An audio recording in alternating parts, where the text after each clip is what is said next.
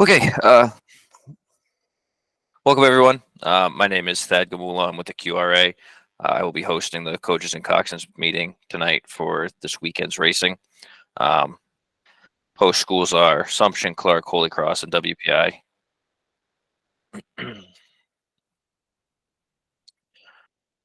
Sorry, we still have a couple people jumping in. All right, so racing will take place out of the Donahue Rowing Center per usual. Once again, for those just jumping on now, this is the coaches and coxswains meeting for the races this weekend. The chief referees, we have John Quinn and Laura Kunkemuller this weekend, I believe. And John will be chiming in later in the presentation. All right, so right off the bat, kind of a hot button issue as of late for us. I want to be very clear on our parking situation.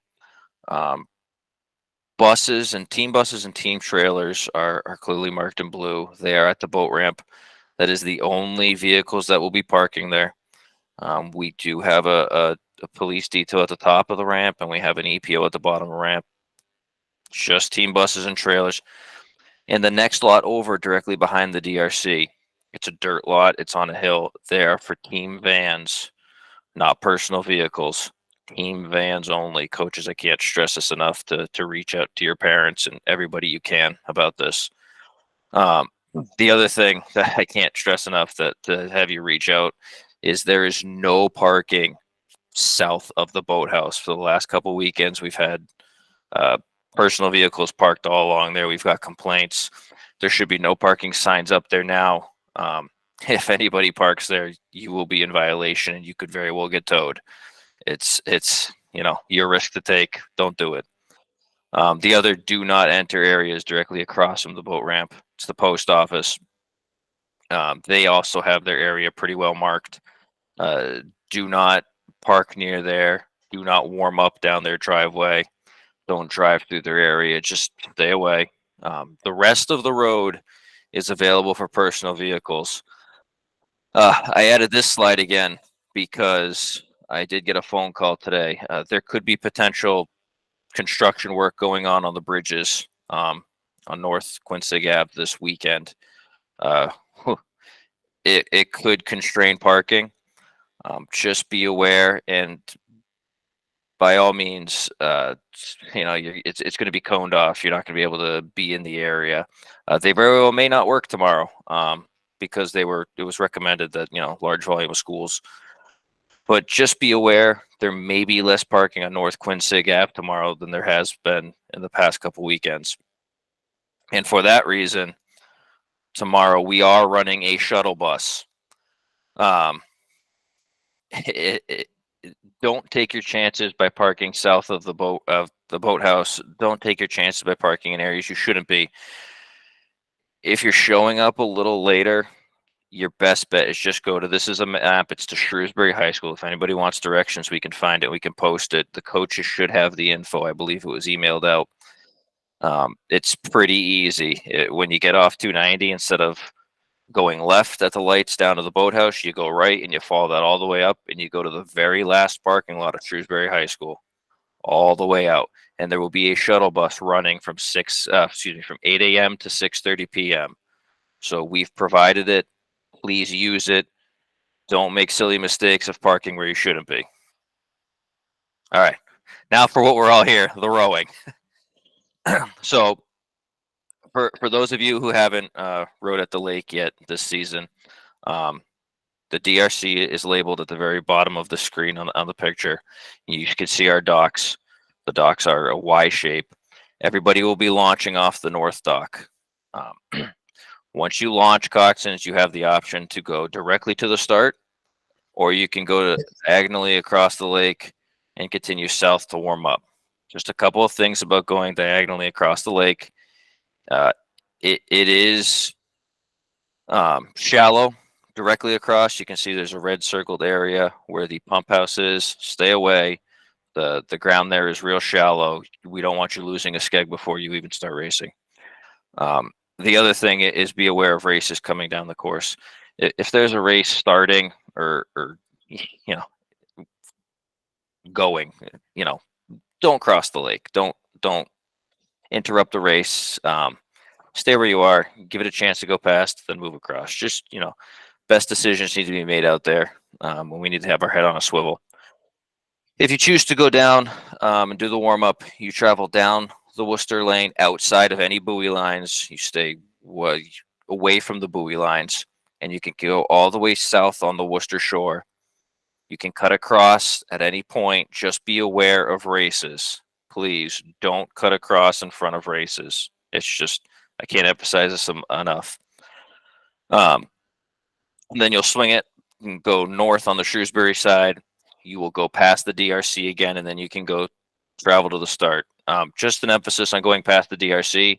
It is no pressure going past the DRC. Absolutely none. We have crews launching, we have crews landing, we have crews moving across. It's not a safe area to do power pieces. Absolutely no pressure. And then typical as this season has been, you will approach the start through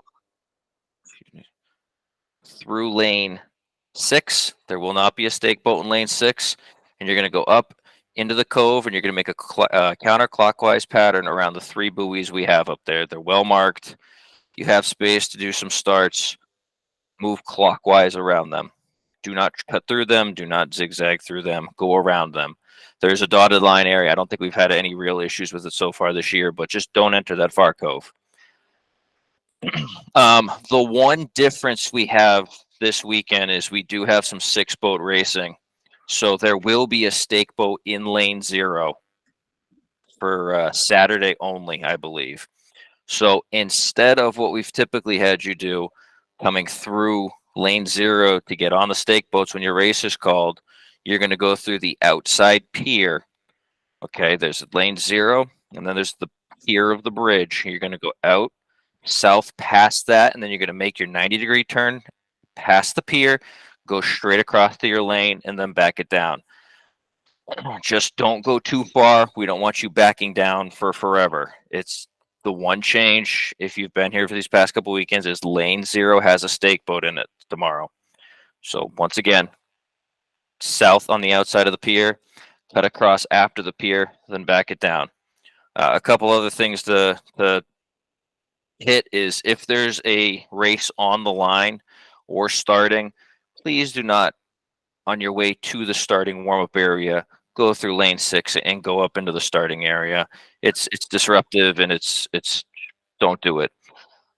We will be loading, same as we've been this past couple weeks, stake boats, high numbers first. So if you're bow 5, please be ready to go first. You're going to load 5, 4, 3, 2, 1, 0 in, across, and down, just so no crews are waiting for you. And then, just make the turn to the stake boats immediately. You really don't want to be backing down from 250 meters out. You just back it down the shortest distance you can, cut across, back it down, be efficient. And so that's the only difference this week is we have a lane 0.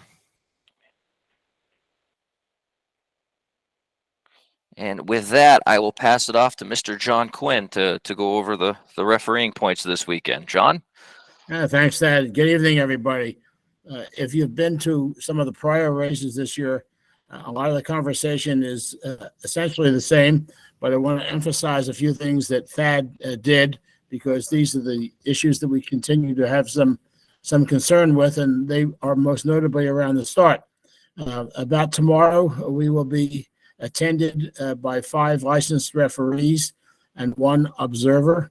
2 of the 5 are former Coxswains. And on Sunday, when Laura Conkemuller is the chief, my wife and I will be entertaining a couple grandkids. But when Laura is chief, there will also be 2 of the referees will be former Coxswains. So again, we've been in your seat. We know what to expect. We know how to advise you. As Thad said, please, when you leave Donahue and go to the start, don't come any closer to the start than 100 to 125 meters. At 100-meter mark, there's a line of red buoys.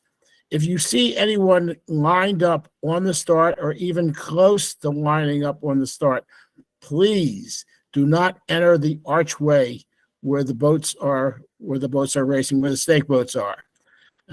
We have in the past few weeks been giving warnings, which will roll over to the race that you're in. And we have, because crews have not been stopping in some cases, and it's extremely disruptive and difficult for a crew to concentrate when there's someone going in the opposite direction, one lane over from where they are.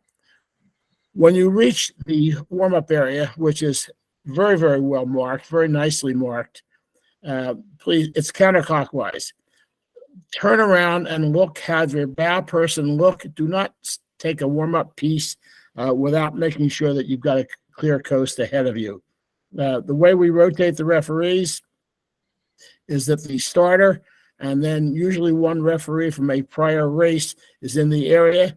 We'll be marshaling as traffic cops up there, but we can't see everything.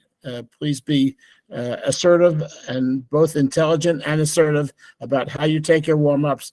Make sure there's no one in front of you and there's no one around you before you take your warm-up piece. Generally, on each of the legs around the buoys, you're only going to have about 10 or 12 or 15 strokes before you have to stop and go in a different direction. Don't be disruptive up there. It's a little tight and whatever. When you see the race in front of you on the stake boats, start assembling on the lane 0 side. That's the side towards Worcester. Lane 0, again, I repeat, is towards the Worcester shore. Start assembling on that side without going past the stake boats. We want you to assemble high numbers first, as Thad said, because if a low-numbered boat gets on a stake boat, it's extremely difficult for a high-number boat to get by them if they're on the stake boats. So load on high numbers first. We'll load you on immediately after the race before yours clears the broken equipment zone. That will give you about 8.5 or 9 minutes until your race is to be run. Plenty of time to get on without panicking, and we ask that you do it in a calm but nonetheless very straightforward fashion. As Thad said, come down. You see the bridge pier right in front of you. To the bottom of the bridge pier, make your turn, go across in front of the stake boats, turn in your lane. We had a crew last week attempt to back across several lanes before they got onto their stake boats. Turn into the lane in which you're assigned. Again, lane 0 will have a stake boat in it, 1, 2, 3, 4, and 5. If you're having trouble, let us know that you're having trouble, and we'll have the person on the stake boat signal by waving their hand as to what lane they're in. Go in your lane, turn your stern towards the starting stake boat area, and back in. Again, we will not assume that you need some direction, but if you need difficulty, if we see that you're obviously in trouble or you need some difficulty or having some difficulties, we'll ask you. And if you need difficulty, please, if you have difficulty, put your hand in the air, let us know that you need help, and we'll get you on the stake. But we want to do that without inconveniencing you and without inconveniencing the rest of the crews that are on the stake boats already. Once you get on the stake boats and locked in, and I should ask that when you come into the stake boats, do not come in at speed. Do not come in quickly. Do not come in hot. The kids on the stake boat have informed that if someone comes in hot, just take their hands out of the way. We don't want anyone's hands, fingers, thumbs, wrists, whatever, to get caught behind a stake boat and the stern end of a shell. It really smarts.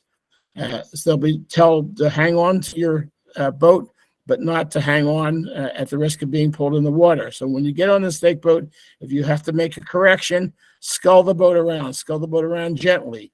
If you're pulling around on one side, back down on the other side, so that it tends to keep your stern of your boat in close to the stake boat.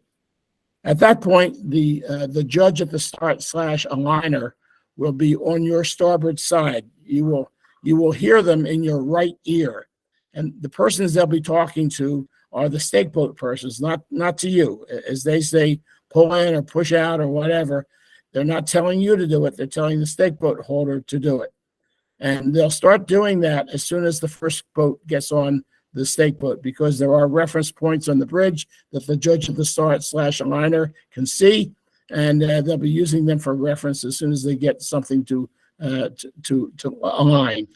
Once everyone is lined up, the judge of the start/aligner will show a white flag, and that will be an indication to the starter that it's time to start the race.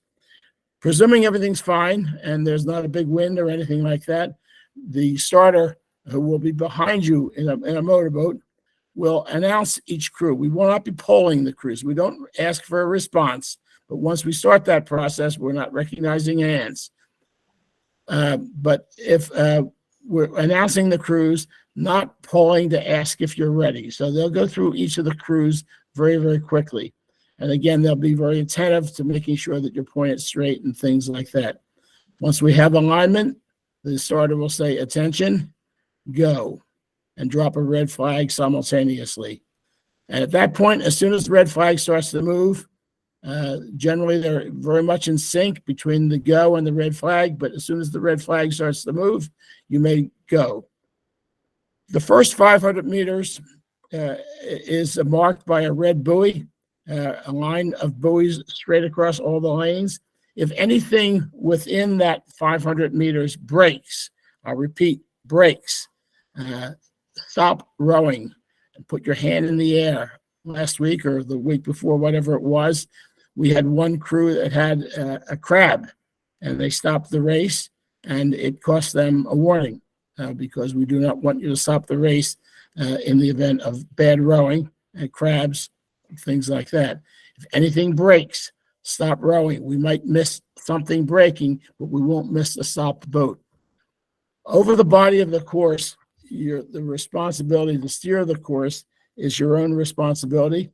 But if the referee sees that you're about to interfere with another boat or wash another boat, for example, they'll put a white flag in the air, call the crew's name, and point the white flag in the direction they want you to go. Please go in that direction right away. They won't be doing it in 5 strokes or 6 strokes or 7 strokes in advance. They'll be doing it at the time they want you to move. At the finish line, and each of the 500-meter marks is marked by a string of red buoys. The first 500 meters is roughly at the end of the Donahue Rowing Club docks. There's a cyclone fence right there. You'll see it. Very, very visible. At the 1,000-meter marks, right past the 1,000-meter marks, there's a pagoda on your port side, a little structure that comes out into the water, and there's some boats parked there and whatever. That's approximately the 1,000-meter mark. 1,500-meter mark is unmarked on the port side, but on your starboard side, you'll see a big culvert up against the shore, and a big drain culvert. It's probably about 4 or 5 foot high. Can't miss it. That's the 1,500-meter mark. The 2,000-meter mark is on the port side again on the Worcester shore. There's a little island with a small structure on it, and the finish line crew will be in there. They'll have a red flag in the air, and it'll be very easy to see. As the first crew goes across the finish line, the finish judge will drop the red flag and there be a noise made with a beeper, a sound horn. As the second crew comes across, the flag will go up, third flag will go down. Each time there'll be a horn, okay, until all the crews are across. If there's a trailing crew, we'll wait until the last trailing crew crosses. At that point in time, the referee will do nothing for about 10 or 15 seconds until we're sure that you're okay. If there's anything wrong in the boat, and I'm speaking mostly about medical issues because we occasionally, it's a very high pollen count these days. If people have any kind of a pollen asthma or anything like that, tree spores, boy, they're out there and they've been really bad this spring. Let's put your hand in the air right away. We'll attend to that right away. Safety first, fairness second is always our motto. If everything's okay, the referee will show the group of boats that just raced a white flag. We'll turn around and show the same white flag to the finish line and announce the time. At that point in time, we ask you to leave the course, go over to the Shrewsbury shore, the high number side, get off the course, and proceed back to Donahue Rowing Center. Now, we're asking, especially, even though there's a stake boat in lane 0, the outside of lane 0 and the outside of lane 6 do not have buoys in them. So if you're moving back to the boathouse area and you're in a lane with buoys on both sides, you're where you shouldn't be. You're in an upbound lane. Please stay off to the side, well off to the side. And as the race comes by you, if a race comes by you, please give them the courtesy of stopping.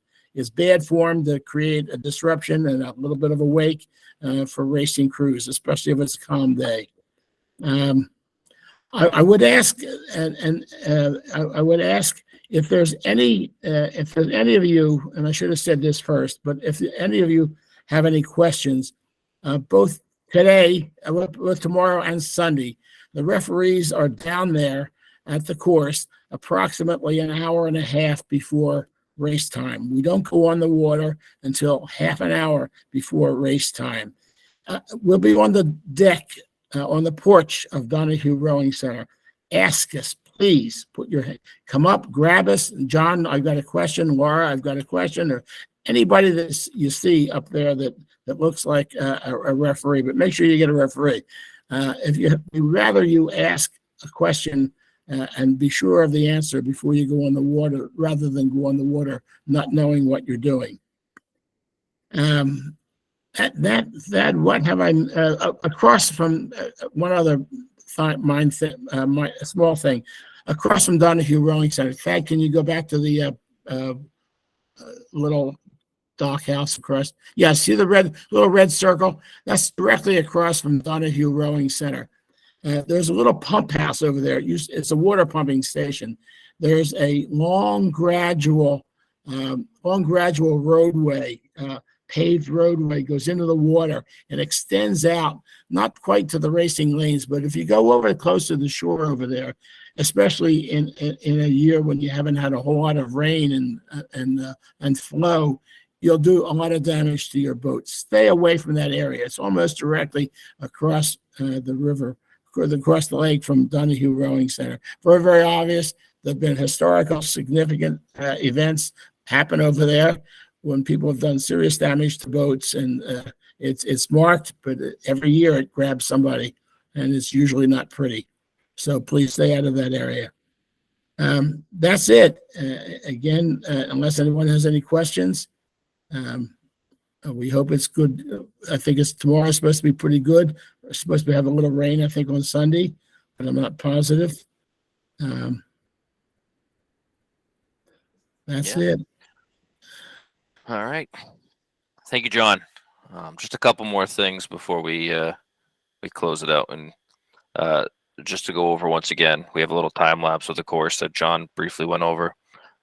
You start, the stake boats are not in. You start directly under that 290 bridge when you start. But so that's the start. Up there on the left is the DRC. So that's the 500-meter mark here. The pagoda John was talking about is on your left on the screen here. So 1,000 meters is pretty much here. And the next one, there is no clear mark on this video, but the buoys are in at this point. And that was the 1,500.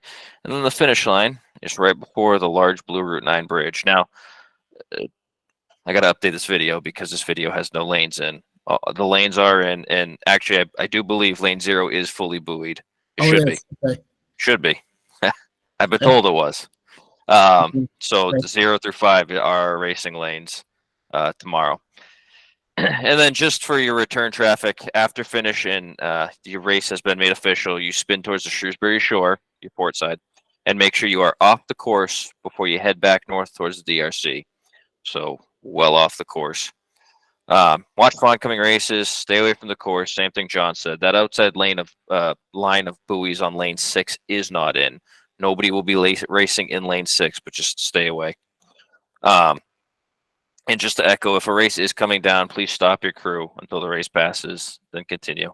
And then you land at the south end of the DRC docks, and that's your race day.